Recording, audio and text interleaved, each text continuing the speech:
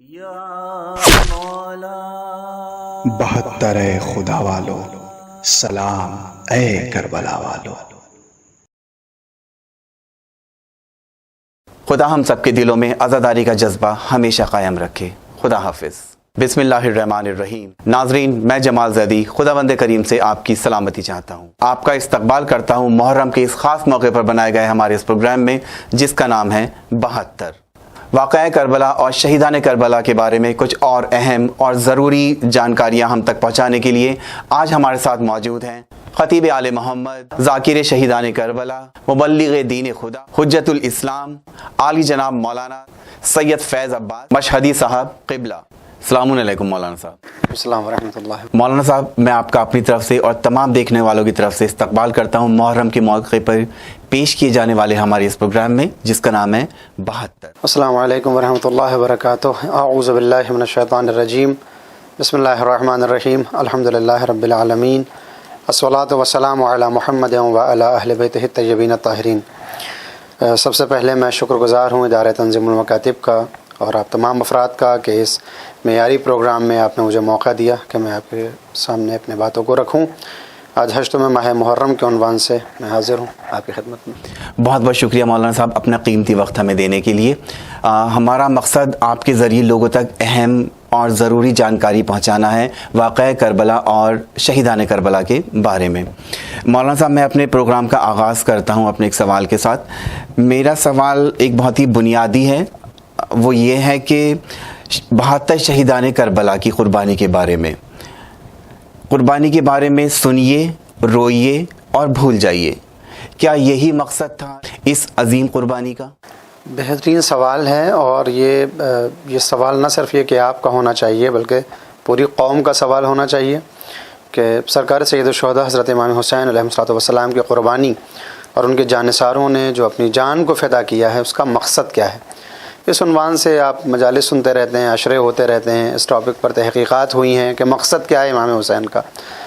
کچھ افراد ہمیں ایسے دکھائی دیتے ہیں جو نہ صرف یہ کہ کربلا یا شہادت امام حسین یا شہادت شہداء کربلا بلکہ تخلیق تشیع کا مقصد ہی رونا بیان کرتے ہیں، اور کہتے ہیں کہ صاحب اللہ نے یہ کہا تھا کہ خدا ایک ایسی قوم پیدا کرے گا کہ جس کے جوان آپ کے جوانوں پہ روئیں گے، جس کی عورتیں آپ کی عورتوں پہ روئیں گی، جس کے بوڑھے آپ کے بوڑھوں پر روئیں گے۔ اس کو پیش کر کے ایسا دکھانے کی کوشش کی جاتی ہے کہ ہمارا کام صرف اور صرف رونا ہے، لیکن جب اس حدیث کی حقیقت کو تلاشا جاتا ہے تو یہ ایسی کوئی بھی حدیث منابع اسلامی میں ہم کو نظر نہیں آتی ہے۔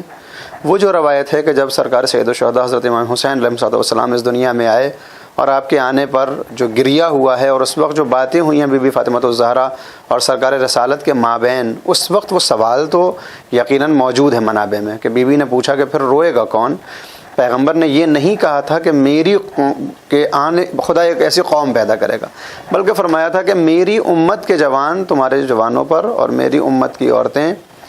آپ کی عورتوں پہ یا امام حسین کی عورتوں پر گریہ کریں گی۔ وہاں پر لفظ امت ہے اور امت پہلے سے موجود ہے، تو اس کا مطلب یہ ہے کہ صرف رونا نہ ہمارا مقصد ہے اور نہ تخلیق تشیع رونا ہے، بلکہ انسان کا بنیادی مقصد ہے عبادت، جو قرآن کریم کی سورہ ذاریات میں آیت نمبر 56 میں وہ کہتا ہے وَمَا خَلَقْتُ الْجِنَّ وَالْإِنسَ إِلَّا لِيَعْبُدُونَ۔ مقصد صرف یہ ہے تم کو پیدا کرنے کا کہ تم عبادت کرو۔ اب رونا بھی عبادت کا ایک جز ہے، سرکار سید الشہداء کی یاد منانا بھی ایک جز ہے عبادت کا، لہٰذا ہم یہ سب انجام دیتے ہیں۔ لیکن کیا صرف رو کر کربلا کا حق ہم ادا کر سکتے ہیں؟ تو ہرگز ایسا نہیں ہے۔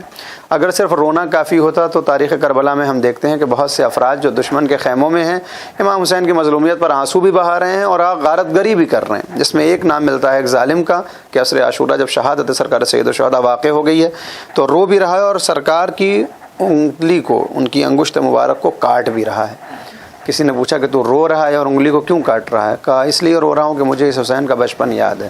پیغمبر اس کے لیے ناقہ بن جاتے تھے، پیغمبر اس کو زبان چسواتے تھے، اور آج یہ اپنے خون میں نہایا پڑا ہوا ہے، اس کی حالت کو دیکھ کر مجھے رونا آ رہا ہے۔ کہا پھر انگلی کیوں کاٹ رہا ہے؟ کہا اس لیے کاٹ رہا ہوں کہ اس میں ایک قیمتی انگوٹھی ہے، میں نہ لے جاؤں گا تو دوسرا لے کے چلا جائے گا۔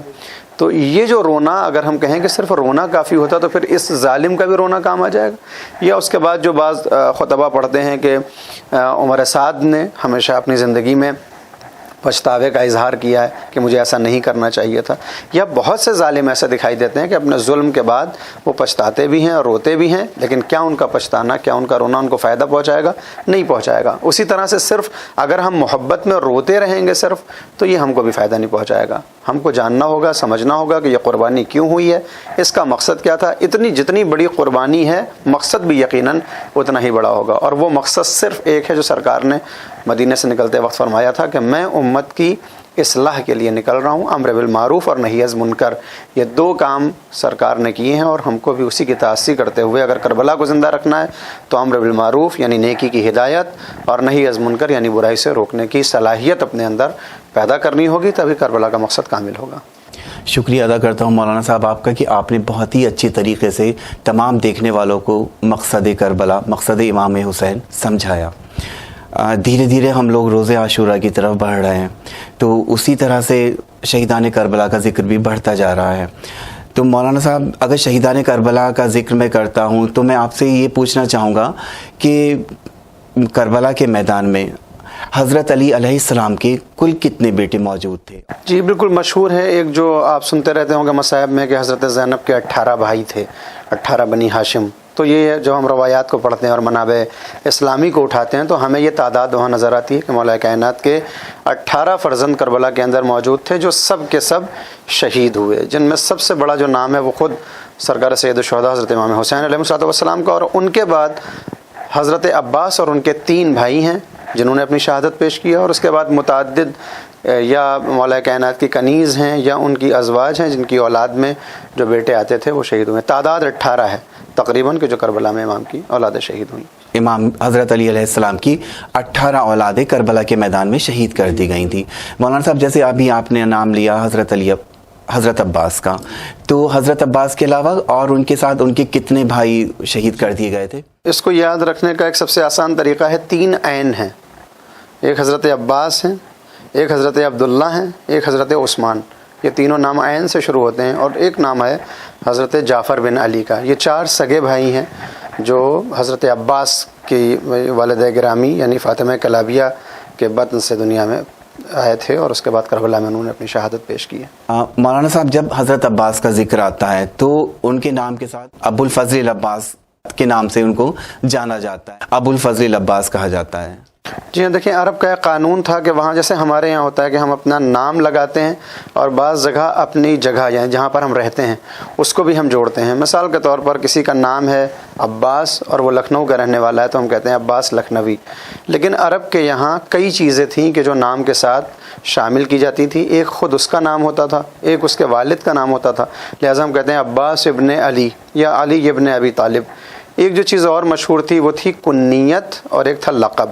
لقب اور کنیت کا فرق یہ ہے کہ لقب ذاتی فضائل کی بنیاد پر دیا جاتا تھا کہ کوئی خصوصیت پائی جاتی ہے جس کی بنیاد پر دوسرے افراد اس کا ایک لقب قرار دیتے تھے. کنیت وہ ہوتی تھی کہ بیٹے کی طرف سے یا باپ کی طرف سے منسوب کر کے اس کو پہچاننا. جیسے ابو طالب, اب بہت مشہور نام لے رہا ہوں تاکہ ذہنوں میں رہ جائے, ان کا نام ابو طالب نہیں ہے, نام ان کا ہے عمران. چونکہ آپ کے سب سے بڑے بیٹے جناب طالب ہیں, ان کی وجہ سے آپ کو بلایا جانے لگا ابو طالب یعنی طالب کے باپ. اسی طرح سے ابو الفضل العباس کا جب نام لیا جاتا ہے تو آپ نے جیسا فرمایا کیوں ابو الفضل کہتے ہیں, علماء نے اور مورخین نے 3 سبب اس کے بیان کیے ہیں کہ آپ کو ابو الفضل کیوں کہا جاتا ہے. پہلا سبب یہ ہے کہ بنی ہاشم کا قانون یہ تھا کہ جس کسی کا نام عباس رکھا جاتا تھا اس کی کنیت بھی ابو الفضل رکھی جاتی تھی. جیسے عباس ابن عبد المطلب, ان کی بھی کنیت ابو الفضل ہے. عباس بن ربیہ, ان کی بھی کنیت ابو الفضل ہے. اور جب حضرت عباس ابن علی علیہ السلام دنیا میں آئے تو آپ کی بھی کنیت ابو الفضل قرار پائی, قانون کے مطابق کہ چونکہ بنی ہاشم عباس کی کنیت ابو الفضل قرار دیتے تھے. یہ پہلی وجہ. دوسری وجہ یہ بیان کرتے ہیں علماء اور مورخین کہ چونکہ حضرت عباس میں بچپن کے عالم سے اتنے زیادہ فضائل و کمالات پائے جاتے تھے, اتنی فضیلتیں پائی جاتی تھیں کہ ان کو ابو الفضل یا ابو الفاضل یا ابو الفضائل یہ تینوں چیزیں ملتی ہیں. ہمارے ہندوستان میں البتہ ابو الفضل زیادہ مشہور ہے, وگرنہ ایران اور عراق میں آپ کو ابو الفاضل اور ابو الفضائل بھی کہا جاتا ہے. یعنی ان فضائل کی بنیاد پر آپ کو ابو الفاضل یا ابو الفضائل کہتے ہیں. تیسرا جو مت کہہ سکتے ہیں یا جو تیسری رائے ہے وہ یہ ہے کہ آپ کے ایک بیٹے چونکہ فضل کے نام سے تھے، جو سب سے بڑے فرزند تھے حضرت عباس کے، ان کی بنیاد پر آپ کو ابو الفضل کہا جاتا ہے کہ آپ فضل کے باپ ہیں۔ یہ 3 آرا ہیں، بہرحال تینوں کو نقل کیا گیا ہے۔ مولانا صاحب یہ کہا جاتا ہے جتنے بھی لوگ امام حسین کے ساتھ مرد کربلا میں موجود تھے، کربلا کے میدان میں موجود تھے، ان میں سب سے بہادر حضرت عباس تھے۔ یہاں تک کہ یزید کی فوج کو بھی یہ خوف تھا کہ اگر ہمارا سامنا عباس، ابو الفضل عباس سے ہو گیا تو ہمارا کیا ہوگا۔ مطلب یہ بہت صاف ہے کہ یزید کی فوج میں حضرت عباس کا ایک خوف طاری تھا۔ تو کیا حضرت عباس اس سے پہلے بھی میدان کربلا سے پہلے جب مدینہ میں تھے تو کیا اپنی ایسی جنگ انہوں نے کی تھی حضرت علی کے ساتھ یا امام حسین کے ساتھ جس سے وہ اپنی شجاعت کا جوہر پہلے بھی دکھا چکے تھے؟ حضرت ابو الفضل عباس علمدار علیہ السلام کا جو ذکر کربلا سے پہلے ملتا ہے، اگر جنگوں کے عنوان سے جیسا آپ نے سوال کیا، تو صرف جنگ صفین میں 2 واقعے نظر آتے ہیں کہ جس میں آپ کی پریزنس ہم کو دکھائی دیتی ہے۔ پہلا موقع ہے کہ جب جنگ صفین جاری ہے اور دشمن نے یعنی حاکم شام نے علی والوں کے اوپر پانی بند کر دیا ہے، جس طرح سے کربلا میں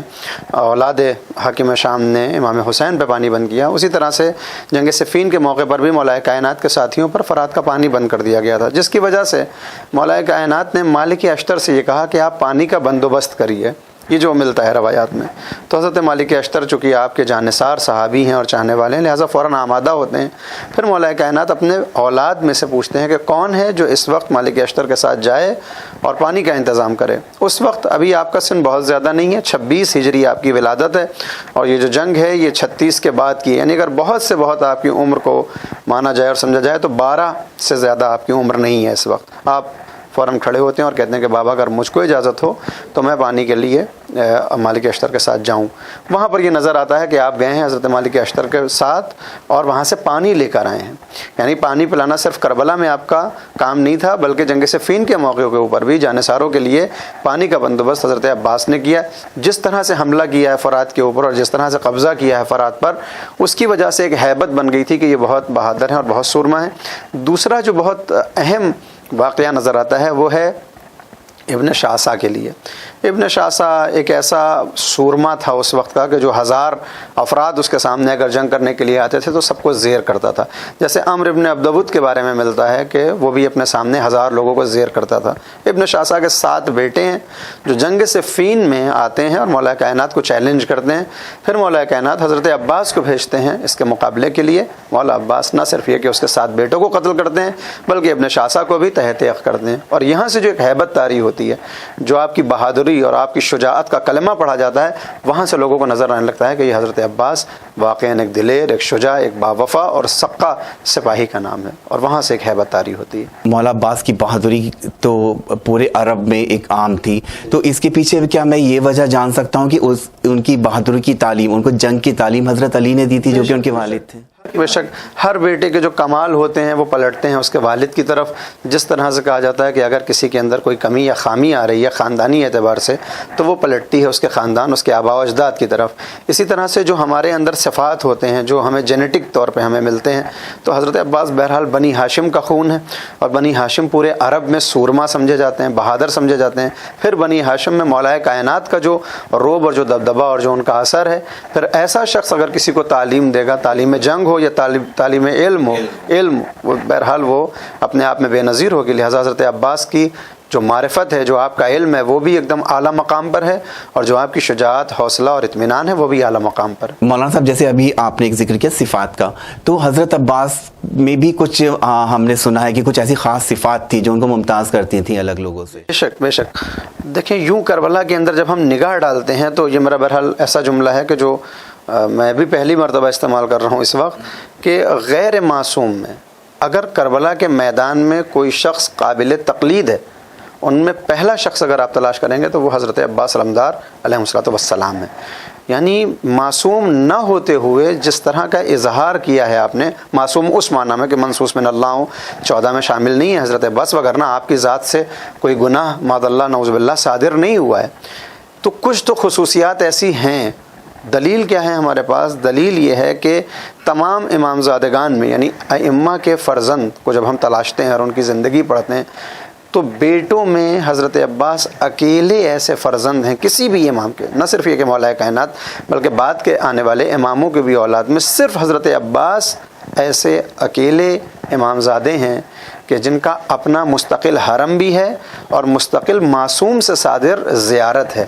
یہ شرف اور کسی کو نہیں ملا ہے۔ یہ شرف دوبارہ ملے گا بی بی فاطمہ معصومہ قم کو، کہ جو بہرحال دختر ہیں امام کی اور ان کا بھی اپنا حرم ہے اور زیارت نامہ ہے، لیکن مردوں میں صرف حضرت عباس ہیں کہ ان کا اپنا حرم ہے اور اپنی زیارت ہے۔ اور قصے صادق آل محمد امام جعفر صادق علیہ السلام سے 3 زیارتیں مروی ہوئی ہیں حضرت عباس کے لیے، اور انہی زیارت ناموں میں سے آپ کی فضیلت کو نکالا جاتا ہے کہ جب امام معصوم ان کی کچھ خصوصیات بیان کرے گا تو یقیناً وہ پائی جاتی ہوں گی۔ یوں اگر آپ تلاش کریں گے دعاؤں کی کتابوں میں تو 11 زیارتیں ہیں جو حضرت عباس کے متعلق ہم پڑھتے رہتے ہیں، لیکن وہ بہرحال خلاصہ ہیں انہی 3 زیارتوں کا جو اصل 3 زیارتیں ہیں۔ ان 3 زیارتوں میں جو ایک زیارت ہم پڑھتے ہیں اس وقت کہ جب آپ کے حرم میں داخل ہوتے ہیں اور سلام کرتے ہیں، تو نہ صرف یہ کہ ہم کہتے ہیں بلکہ یہ امام جعفر صادق علیہ السلام جب زیارت پر گئے ہیں تو آپ نے جو سلام کیا ہے اور آپ کے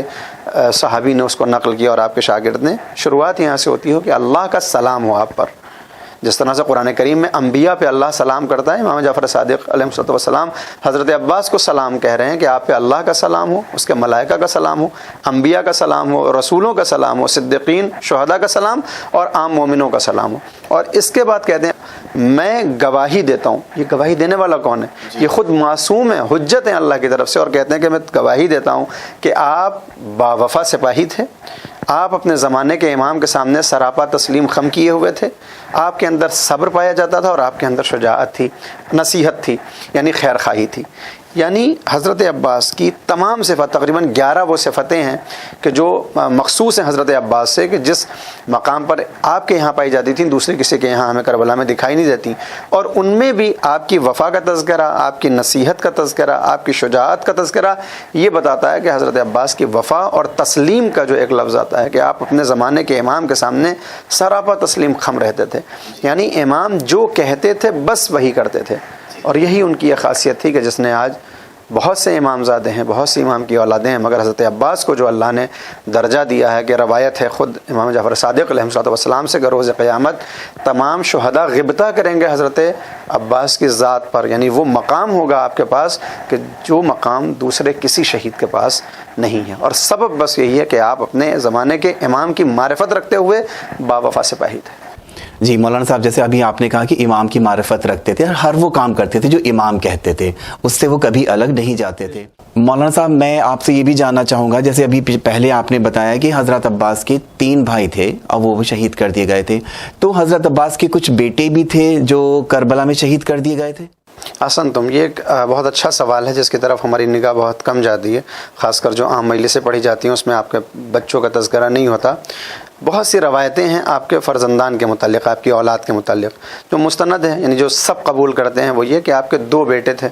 اور جو 2 بیٹے مانتے ہیں کہ ایک کا نام عبید اللہ تھا اور ایک کا نام فضل تھا، جو 2 بیٹوں تک روک دیتے ہیں وہ یہ کہتے ہیں کہ نہیں، کربلا میں حضرت عباس کی کوئی اولاد شہید نہیں ہوئی۔ لیکن بعض افراد اور بعض علماء اور مورخین کہتے ہیں کہ حضرت عباس کے 2 بیٹے نہیں تھے بلکہ آپ کے 4 بیٹے تھے اور ایک بیٹی تھی۔ جو افراد یہ مانتے ہیں، جو علماء کہ آپ کے 4 بیٹے تھے، وہ کہتے ہیں کہ ایک محمد نامی شخص اور ایک قاسم نامی شہید، یہ 2 ایسے بیٹے تھے کہ جو کربلا میں موجود تھے اور حضرت عباس کے فرزند تھے، ان کی اولاد، اور حضرت عباس کی شہادت کے بعد انہوں نے بھی شہادت پیش کی ہے۔ بلکہ یہاں تک ملتا ہے کہ جب حضرت عباس شہید ہو گئے، جیسے آپ سنتے ہیں کہ امام نے فرمایا الآن انکسر ظہری، کہ اب میری کمر ٹوٹ گئی ہے، اور اس کے بعد کا ایک جملہ ہے کہ آپ نے فرمایا وا غوثہ بکا یا اللہ، یعنی مدد طلب کی ہے خداوند عالم سے، وا قلتا ناصرہ کہہ کے کہ اللہ میں تجھ سے پناہ چاہتا ہوں اور تجھ سے مدد چاہتا ہوں کہ میرے پاس اب انصار کی کمی ہو گئی ہے، میرے پاس اب بہت سے افراد نہیں ہیں۔ جب آپ نے یہ کہا ہے تو اسی وقت 2 بچے نکل کے آتے ہیں خیموں میں سے، کہ جس میں سے ایک کا نام میں نے جیسا ذکر کیا قاسم ہے اور ایک کا نام ہے عبداللہ، کہ یہ دونوں آنے کے بعد کہتے ہیں کہ آپ بالکل پریشان نہ ہوں، بلکہ ہم حاضر ہیں، آپ اگر اپنی مدد کے لیے بلا رہے ہیں تو لبیک یا مولانا، اے میرے سید و سردار، ہم آپ کی آواز پر لبیک کہتے ہیں، نحن بین یدیک، ہم آپ کے سامنے کھڑے ہوئے ہیں، آپ اجازت دیجیے ہمیں اور ہم آپ کی نصرت کرتے ہوئے اپنی جان کو فدا کر دیں۔ اس وقت سرکار سید الشہداء ایک جملہ دہراتے ہیں اور یہ کہتے ہیں کہ تمہارے لیے تمہارے والد کا غم کافی ہے، واپس چلے جاؤ۔ یہ پہلا جملہ ہے اور پھر جب اصرار ہوتا ہے تو پھر آپ کو بھی اجازت ملتی ہے ان کے دونوں بیٹوں کو، اور وہ جنگ کرتے ہیں اور شہید ہو جاتے ہیں۔ لہٰذا مورخین اور علماء ہیں ایسے جو یہ مانتے ہیں کہ 2 فرزند آپ کے شہید ہوئے، اور یہ پوری روایت وہاں بیان کرتے ہیں۔ لیکن جو مشہور ہے وہ یہی ہے کہ شاید آپ کے کوئی فرزند کربلا میں شہید نہیں ہوئے۔ میں نے دونوں چیزیں آپ کے سامنے پیش کر دی ہیں۔ ایک بیٹی بھی ملتی ہے کہ آپ کی اولاد میں ایک بیٹی بھی ہیں، لیکن ان کا تذکرہ جو ہے وہ بہت زیادہ تاریخ کے صفحات میں ہمیں نظر نہیں آتا۔ مولانا صاحب، جب حضرت عباس کا نام لیا جاتا ہے تو ساتھ ہی ساتھ نام لیا جاتا ہے نہر فرات۔ میں نے اکثر یہ ہوتا ہے کہ نہر فرات پہ پہرا لگا دیا گیا تھا، وہاں سے پانی لینا ناممکن تھا، تو چونکہ میرے دماغ میں سوال آتا ہے نہر فرات تو ایک بہت لمبی نہر ہے، مطلب بڑی نہر ہے، تو اس پہ پہرا لگانا یزید کی فوج کو کیسے ممکن ہوا تھا؟ کیا یہ یزید کی فوج نے امام حسین کے اس دائرے کو گھیر رکھا تھا جہاں پہ ان کے خیام تھے، جہاں پہ انہوں نے قیام کیا ہوا تھا؟ وہ تو کیونکہ ایک چھوٹی جگہ تھی۔ دیکھیں، جب ہم اردو سے ہٹ کر عربی یا فارسی منابع کی طرف نگاہ ڈالتے ہیں، ان مصادر کو دیکھتے ہیں، تو وہاں پر لفظ فرات نہیں آتا ہے، وہاں پر آتا ہے شریعہ فرات۔ شریعہ کہتے ہیں گھاٹ کو۔ آپ بھی جانتے ہیں کہ دیکھیں ندی تو بہت بڑی ہوتی ہے، سمندر بہت بڑا ہوتا ہے، لیکن آپ ہر جگہ سے ندی میں پانی نہیں پی سکتے ہیں۔ ندی میں گھاٹ بنائے جاتے ہیں اور اس گھاٹ سے ہی اس پانی کو استعمال کر سکتے ہیں۔ اگر مثال دے رہا ہوں میں، اگر 1000 میٹر کی کوئی ندی ہے تو آپ جہاں سے چاہیں وہاں سے پانی نہیں لے سکتے ہیں، کیونکہ ندی اوپر نیچے ابڑ کھابڑ علاقوں سے گزرتی ہے۔ لہٰذا جو وہاں پر بستیاں ہوتی ہیں وہ گھاٹ بناتی ہیں، اور اس گھاٹ کا مطلب یہ ہوتا ہے کہ یہاں پر آ کر آپ پانی استعمال کر سکتے ہیں پیور کرنے کے لیے، اور آسانی سے پانی تک پہنچ ہو جائے۔ ورنہ اگر ہم اوپر ہیں اور ایک دم سے پانی نیچے، ہم نہیں پہنچ سکتے ہیں۔ گھاٹ بنائے جاتے ہیں کہ یہاں پر نزدیک ہو جائے خشکی سے تری، تاکہ ہم پانی کو استعمال کر سکیں۔ لہٰذا فرات کے جو یقیناً ایک بہت بڑی ندی اور نہر ہے، جیسا آپ نے فرمایا کہ پورا عرب دجلہ اور فرات کا ہی پانی پیتا ہے، لیکن کربلا کے اس خطے میں اور اس حصے میں کہ جہاں پر یہ جنگ واقع ہو رہی ہے، یا جہاں پر خیام امام حسین نصب کیے جا رہے ہیں، جیسا کہ آپ سنتے ہیں کہ جب 2 محرم کو یہ قافلہ پہنچا تو سرکار نے سب سے پہلے 60,000 درہم میں وہ زمین خریدی ہے۔ یعنی امام نے اتنی احتیاط رکھی کہ جبکہ معلوم ہے کہ ابھی وہ شہید ہو جائیں گے اور یہ جن کی زمین ہے ان کے لیے سعادت ہوگی کہ ان کی زمین میں آپ کو دفن کیا جائے، مگر اس کے باوجود بھی امام نے بنی اسد سے 60,000 درہم میں نہ صرف یہ کہ زمین خریدی بلکہ انہی کو ہبہ بھی کر دی، کہا خرید کے میں تم کو واپس کر رہا ہوں کہ ہمارے بعد ہماری قبریں یہیں پر بنیں گی، تم ان کو مہمان رکھنا۔ تو اب یہ پورا جو ایریا ہے اور یہ جو پوری آپ فرات دیکھ رہے ہیں، ہر جگہ استعمال کے لائق نہیں ہے، اس میں جگہ جگہ پر گھاٹ بنے ہوئے ہیں جہاں سے جاتے ہیں اور مشق کو پانی سے بھرتے ہیں۔ یزیدی لشکر نے جو سپاہیوں کو جمع کر کے پانی کو بند کیا ہے، وہ اور انہی شریعہ فرات کو بند کر دیا ہے کہ کوئی آسانی سے یہاں سے پانی نہ لے سکے۔ جب یہاں سے پانی نہیں لے سک رہا ہے تو دوسری جگہ جو ندی دکھ رہی ہے وہاں پر ہو سکتا ہے کوئی پہرا نہ ہو، مگر وہاں سے پانی لینا ناممکن ہے۔ لہٰذا کہا جاتا ہے کہ فرات کے کنارے پر پہرے لگے ہوئے تھے، یعنی ان تمام مقامات پر کہ جہاں سے پانی لینا ممکن اور میسر تھا، وہاں پر یزیدی فوج کا لشکر موجود تھا۔ لیکن آپ نے جو آج ان کے بارے میں ان کی صفات بیان کری ہیں ہمارے سبھی دیکھنے والوں کے سامنے، اور ان کے بارے کی ان کی شجاعت بیان کری ہے، ان کے بارے میں بتایا کہ وہ کربلا کی جنگ سے پہلے کس طرح سے جنگ صفین میں اپنے جوہر دکھا چکے تھے، وہ صرف اسی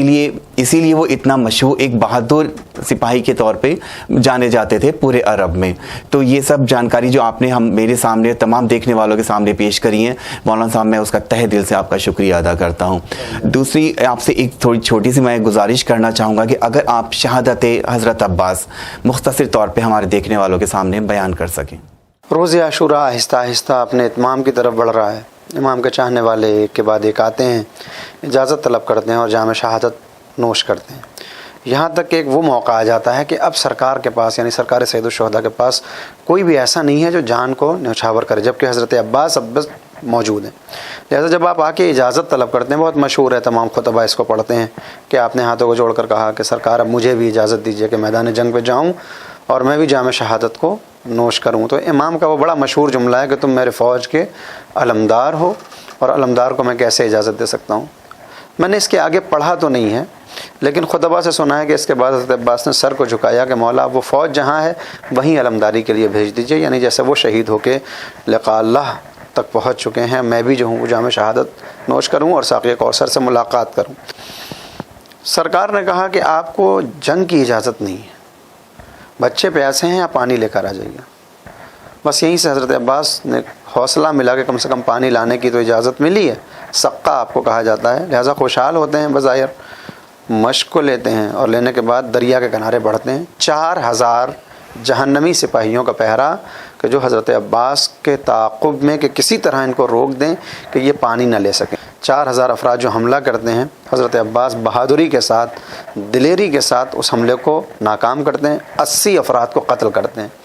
یعنی اس اسنا میں کہ آپ جا رہے ہیں پانی لینے کے لیے، 4000 کا لشکر ان کے اوپر حملہ کرتا ہے، نہ صرف یہ کہ اپنی جان بچاتے ہیں، 80 افراد کو قتل کرتے ہیں، پانی کو بھرتے ہیں۔ اور اب فوج میں اتنی طاقت نہیں ہے، یعنی ہمت نہیں ہے کہ وہ حضرت عباس کا مقابلہ کریں سامنے سے آ کر۔ لہذا روایت میں ملتا ہے کہ 2 شخص ہیں،